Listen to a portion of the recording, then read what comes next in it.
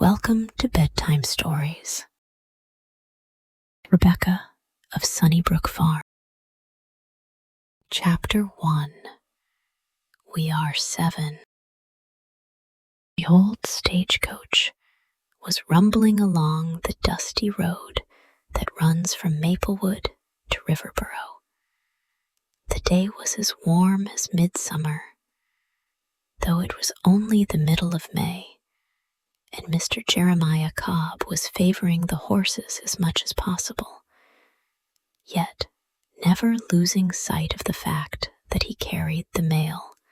The hills were many, and the reins lay loosely in his hands as he lolled back in his seat and extended one foot and leg luxuriously over the dashboard. His brimmed hat of worn felt was well pulled over his eyes, and he revolved a quid of tobacco in his left cheek. There was one passenger in the coach, a small, dark-haired person in a glossy, buff calico dress. She was so slender and so stiffly starched that she slid from space to space on the leather cushions, though she braced herself against the middle seat with her feet and extended her cotton-gloved hands on each side in order to maintain some sort of balance.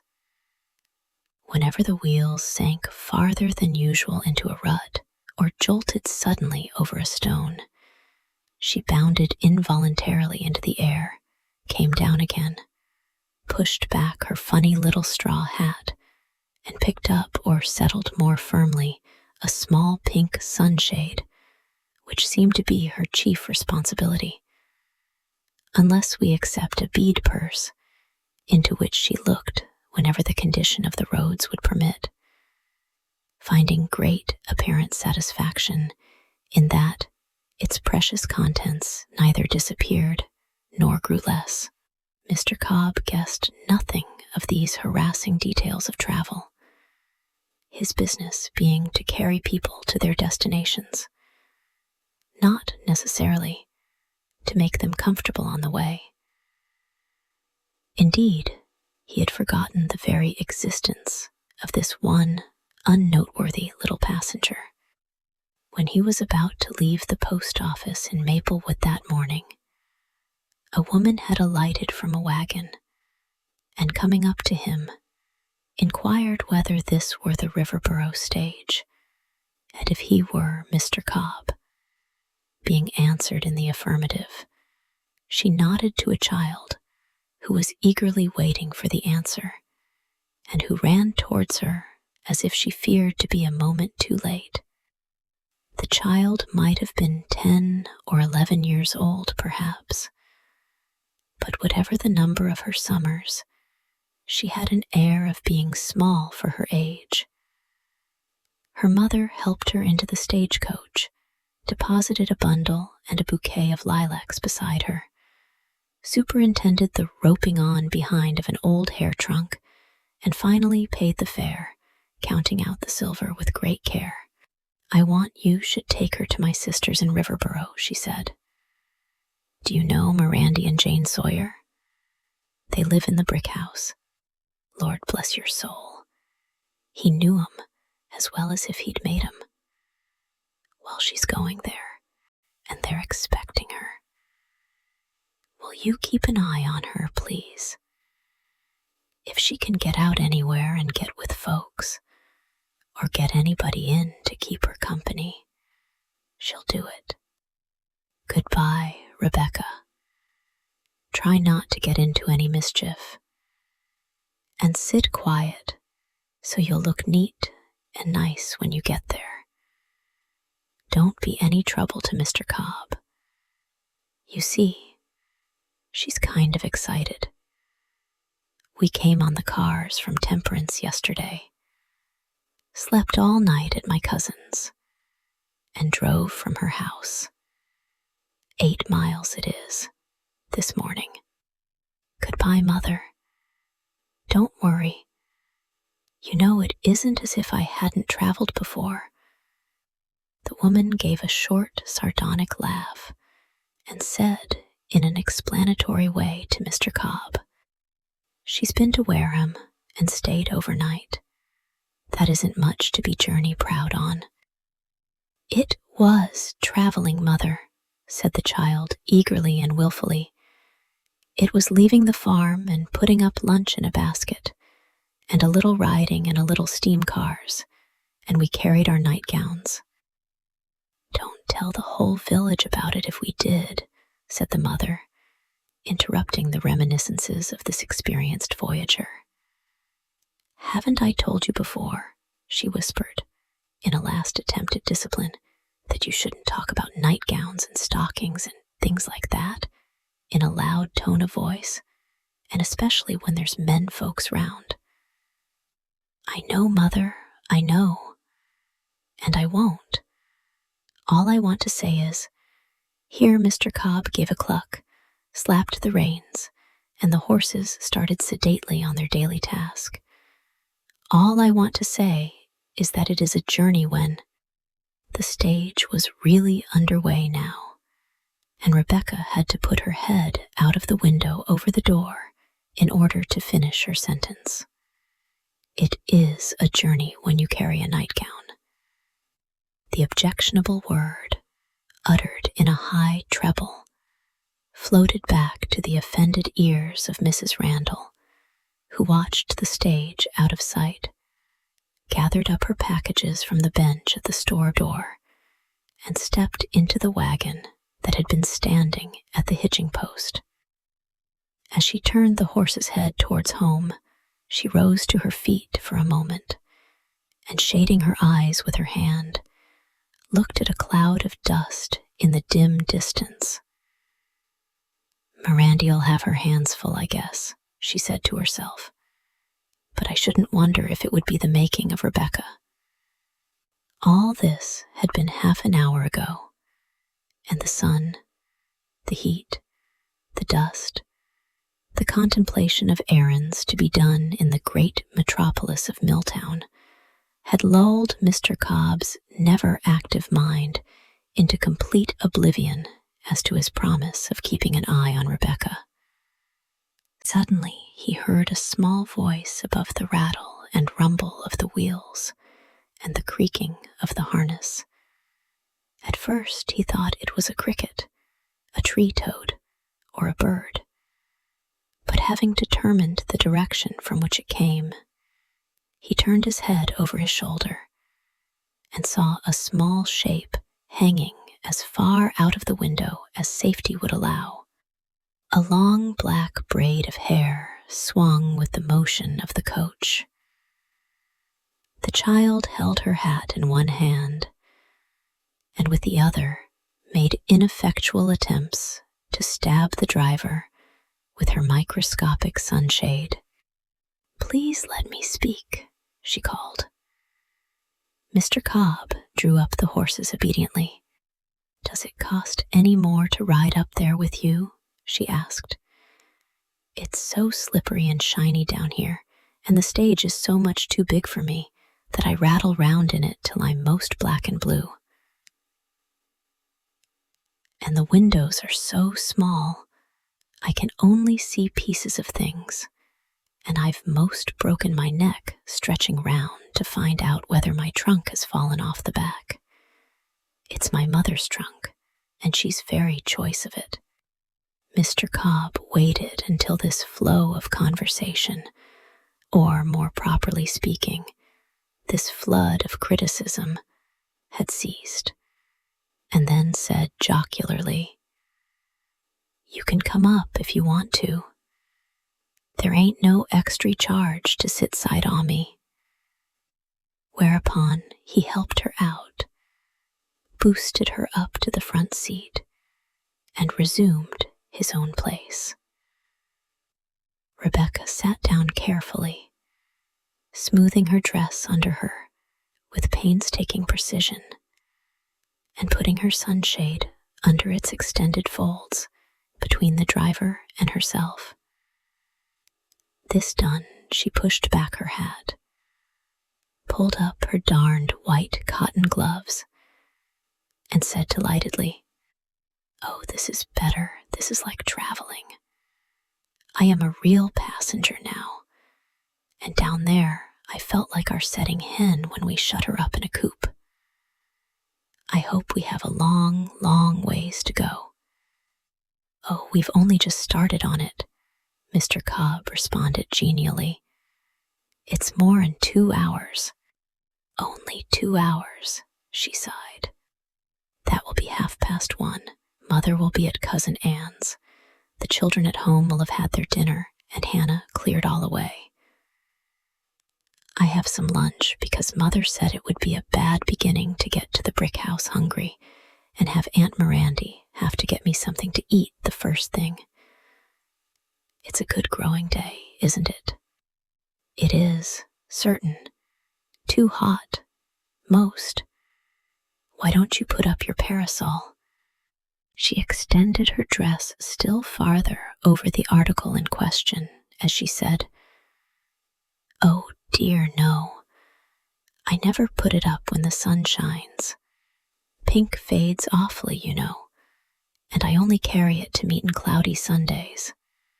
Sometimes the sun comes out all of a sudden, and I have a dreadful time covering it up. It's the dearest thing in life to me, but it's an awful care." At this moment, the thought gradually permeated Mr. Jeremiah Cobb's slow-moving mind that the bird perched by his side was a bird of very different feather from those to which he was accustomed in his daily drives. He put the whip back in its socket, took his foot from the dashboard, pushed his hat back, blew his quid of tobacco into the road, and having thus cleared his mental decks for action, he took his first good look at the passenger, a look which she met with a grave, childlike stare of friendly curiosity. The buff calico was faded, but scrupulously clean, and starched within an inch of its life. From the little standing ruffle at the neck, the child's slender throat rose very brown and thin, and the head looked small to bear the weight of dark hair that hung in a thick braid to her waist. She wore an odd little visored cap of white leghorn, which may either have been the latest thing in children's hats, or some bit of ancient finery furbished up for the occasion. It was trimmed with a twist of buff ribbon and a cluster of black and orange porcupine quills, which hung or bristled stiffly over one ear, giving her the quaintest and most unusual appearance. Her face was without color and sharp in outline. As to features, she must have had the usual number, though Mr. Cobb's attention never proceeded so far as nose, forehead, or chin, being caught on the way and held fast by the eyes. Rebecca's eyes were like faith, the substance of things hoped for, the evidence of things not seen. Under her delicately edged brows, they glowed like 2 stars, their dancing lights half hidden in lustrous darkness. Their glance was eager and full of interest, yet never satisfied. Their steadfast gaze was brilliant and mysterious, and had the effect of looking directly through the obvious to something beyond, in the object, in the landscape, in you. They had never been accounted for, Rebecca's eyes. The school teacher and the minister at Temperance had tried and failed. The young artist who came for the summer to sketch the red barn, the ruined mill, and the bridge, ended by giving up all these local beauties and devoting herself to the face of a child. A small, plain face, illuminated by a pair of eyes carrying such messages, such suggestions, such hints of sleeping power and insight that one never tired of looking into their shining depths, nor of fancying that what one saw there was the reflection of one's own thought. Mr. Cobb made none of these generalizations. His remark to his wife that night was simply to the effect that whenever the child looked at him, she knocked him galley west. "Miss Ross, a lady that paints, gave me the sunshade," said Rebecca, when she had exchanged looks with Mr. Cobb and learned his face by heart. "Did you notice the pinked double ruffle and the white tip and handle? They're ivory. The handle is scarred, you see. That's because Fanny sucked and chewed it in meeting when I wasn't looking. I've never felt the same to Fanny since." "Is Fanny your sister?" "She's one of them." "How many are there of you?"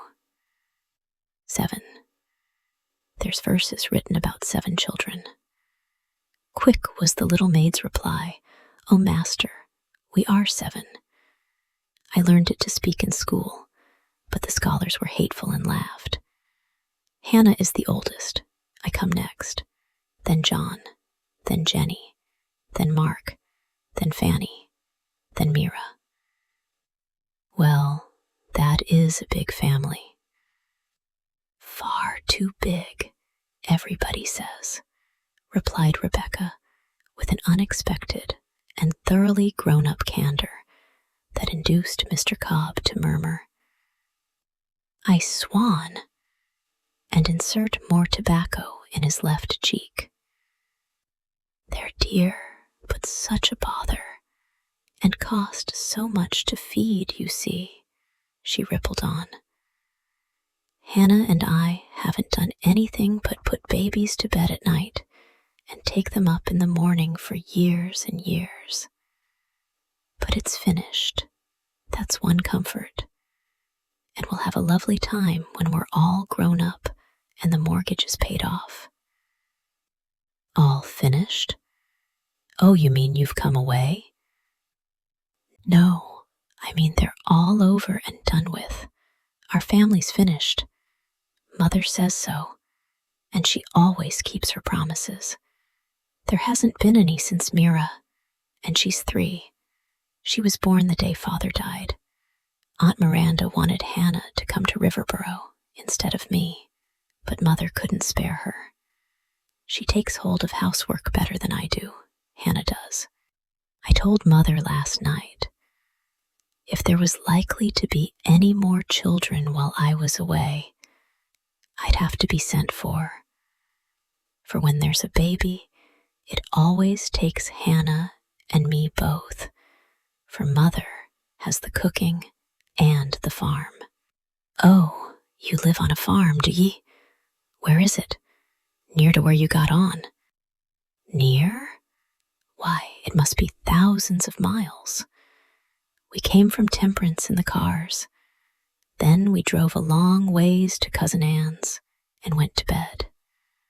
Then we got up and drove ever so far to Maplewood, where the stage was. Our farm is away off from everywheres, but our school and meeting house is at Temperance, and that's only 2 miles. Sitting up here with you is most as good as climbing the meeting house steeple. I know a boy who's been up on our steeple. He said the people and cows looked like flies. We haven't met any people yet, but I'm kind of disappointed in the cows. They don't look so little as I hoped they would. Still, brightening. They don't look quite as big as if we were downside of them, do they? Boys always do the nice, splendid things, and girls can only do the nasty, dull ones that get left over. They can't climb so high, or go so far, or stay out so late, or run so fast, or anything." Mr. Cobb wiped his mouth on the back of his hand and gasped. He had a feeling that he was being hurried from peak to peak of a mountain range, without time to take a good breath in between. "I can't seem to locate your farm," he said, "though I've been to Temperance and used to live up that way. What's your folks' name?" "Randall. My mother's name is Aurelia Randall. Our names are Hannah Lucy Randall, Rebecca Rowena Randall, John Halifax Randall, Jenny Lind Randall, Maquise Randall, Fanny Elsler Randall, and Miranda Randall.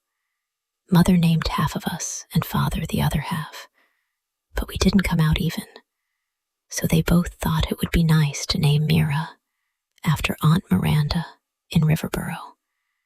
They hoped it might do some good, but it didn't, and now we call her Mira.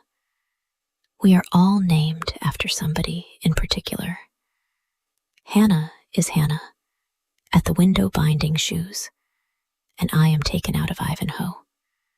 John Halifax was a gentleman in a book. Mark is after his uncle, Marquis de Lafayette, that died a twin. Twins very often don't live to grow up, and triplets almost never.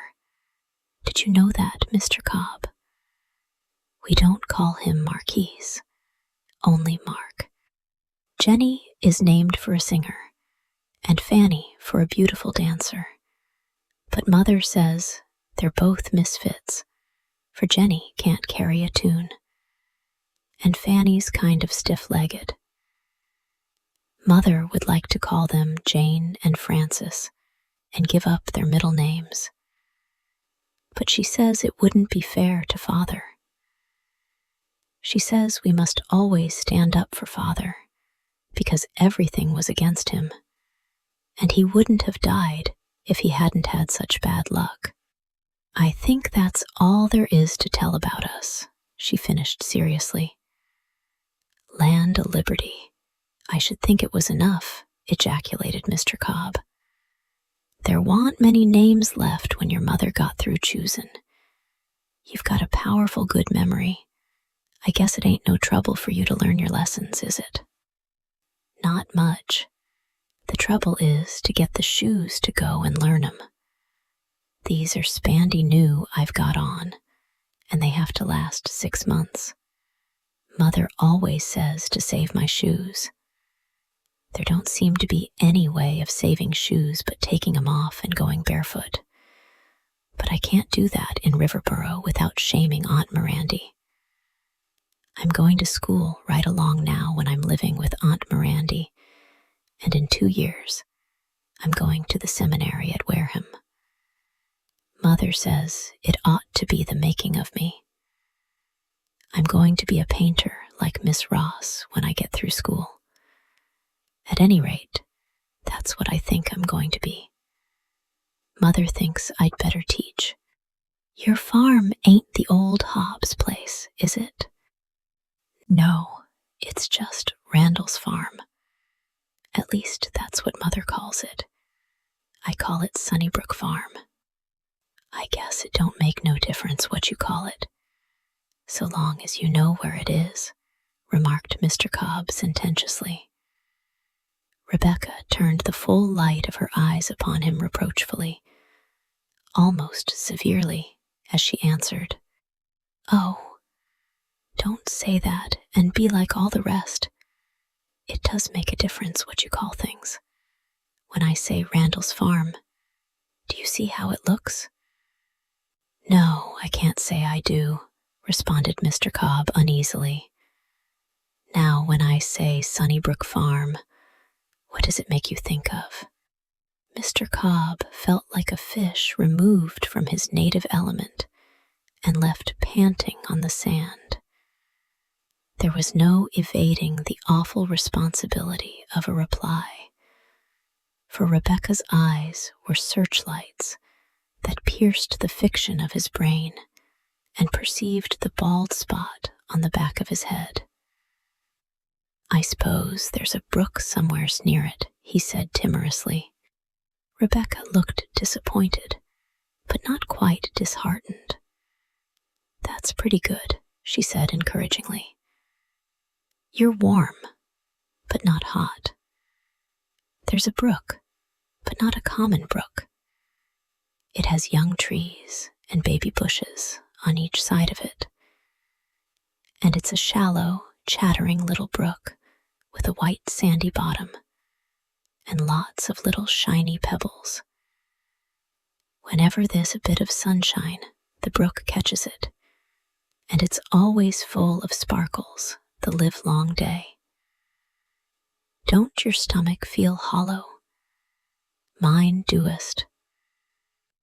I was so afraid I'd miss the stage I couldn't eat any breakfast. You'd better have your lunch then. I don't eat nothin' till I get to Milltown. Then I get a piece o' pie and cup of coffee. I wish I could see Milltown. I suppose it's bigger and grander even than Wareham. More like Paris. Miss Ross told me about Paris. She bought my pink sunshade there and my bead purse. You see how it opens with a snap? I've 20 cents in it, and it's got to last 3 months for stamps and paper and ink.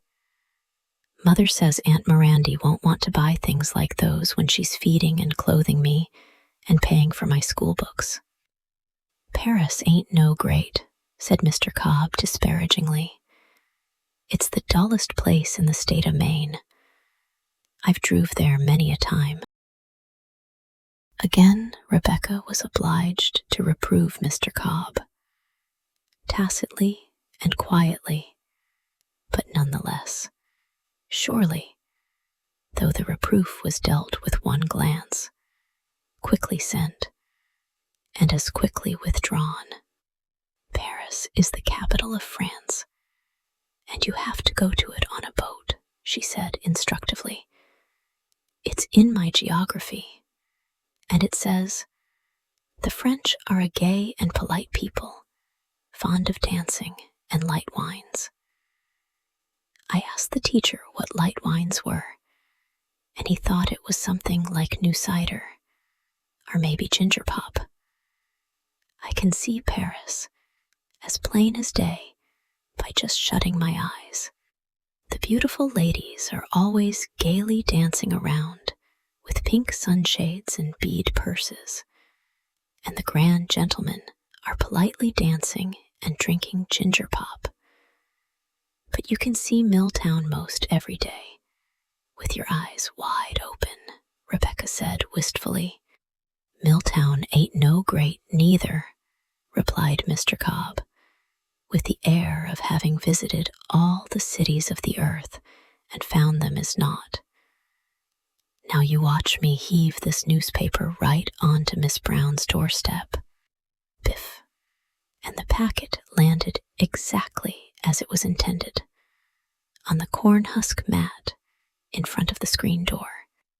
Oh, how splendid that was, cried Rebecca with enthusiasm. Just like the knife thrower Mark saw at the circus. I wish there was a long, long row of houses, each with a corn husk mat, and a screen door in the middle, and a newspaper to throw on everyone. I might fail on some of 'em, you know, said Mr. Cobb, beaming with modest pride. If your Aunt Miranda let you, I'll take you down to Milltown someday this summer when the stage ain't full. A thrill of delicious excitement ran through Rebecca's frame, from her new shoes up to the leghorn cap, and down the black braid. She pressed Mr. Cobb's knee ardently, and said, in a voice choking with tears of joy and astonishment, "Oh, it can't be true, it can't. To think I should see Milltown. It's like having a fairy godmother who asks you your wish and then gives it to you. Did you ever read Cinderella, or the Yellow Dwarf, or the Enchanted Frog, or the Fair One with Golden Locks?" "No," said Mr. Cobb cautiously, after a moment's reflection. I don't seem to think I ever did read just those particular ones. Where'd you get a chance at so much readin'? Oh, I've read lots of books, answered Rebecca casually. Father's and Miss Ross's and all the different school teachers, and all in the Sunday school library. I've read The Lamplighter, and Scottish Chiefs, and Ivanhoe, and The Heir of Redcliffe, and Cora, the Doctor's Wife, and David Copperfield, and The Gold of Chicory, and Plutarch's Lives, and Thaddeus of Warsaw, and Pilgrim's Progress, and lots more. What have you read? I've never happened to read those particular books, but land. I've read a sight in my time. Nowadays, I'm so drove, I get along with the Almanac, the Weekly Argus, and the Maine State Agriculturist. There's the river again. This is the last long hill, and when we get to the top of it, we'll see the chimbleys of Riverpuro in the distance. Date fir. I live about half a mile beyond the brick house myself. Rebecca's hand stirred nervously in her lap, and she moved in her seat. I didn't think I was going to be afraid, she said, almost under her breath. But I guess I am, just a little mite, when you say it's coming so near.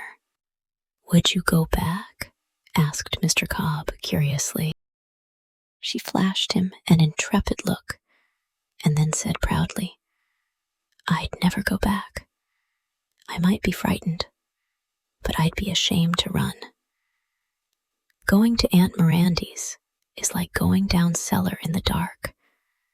There might be ogres and giants under the stairs, but, as I tell Hannah, there might be elves and fairies and enchanted frogs. Is there a main street to the village, like that in Wareham? I suppose you might call it a main street, and your Aunt Sawyer lives on it, but there ain't no stores nor mills, and it's an awful one-horse village. You have to go cross the river and get onto our side if you want to see anything going on. I'm almost sorry, she sighed, because it would be so grand to drive down a real main street, sitting high up like this behind two splendid horses with my pink sunshade up, and everybody in town wondering who the bunch of lilacs and the hair trunk belongs to. It would be just like the beautiful lady in the parade. Last summer, the circus came to Temperance, and they had a procession in the morning. Mother let us all walk in and wheel Mira in the baby carriage because we couldn't afford to go to the circus in the afternoon. And there were lovely horses and animals in cages, and clowns on horseback. And at the very end came a little red and gold chariot drawn by two ponies, and in it, sitting on a velvet cushion, was the snake charmer, all dressed in satin and spangles. She was so beautiful beyond compare, Mr. Cobb, that you had to swallow lumps in your throat when you looked at her, and little cold feelings crept up and down your back. Don't you know how I mean? Didn't you ever see anybody that made you feel like that? Mr. Cobb was more distinctly uncomfortable at this moment than he had been at any one time during the eventful morning.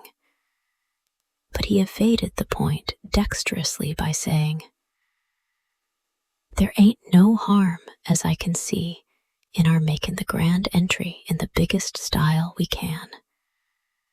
I'll take the whip out, set up straight, and drive fast. You hold your bouquet in your lap and open your little red parasol, and we'll just make the natives stare. The child's face was radiant for a moment, but the glow faded just as quickly as she said, "I forgot. Mother put me inside, and maybe she'd want me to be there when I got to Aunt Mirandy's. Maybe I'd be more genteel inside, and then I wouldn't have to be jumped down and my clothes fly up, but could open the door and step down like a lady passenger. Would you please stop a minute, Mr. Cobb, and let me change?" The stage driver good-naturedly pulled up his horses, lifted the excited little creature down, opened the door, and helped her in, putting the lilacs and the pink sunshade beside her. "We've had a great trip," he said, "and we've got real well acquainted, haven't we? You won't forget about Milltown." "Never," she exclaimed fervently. "And you're sure you won't either?"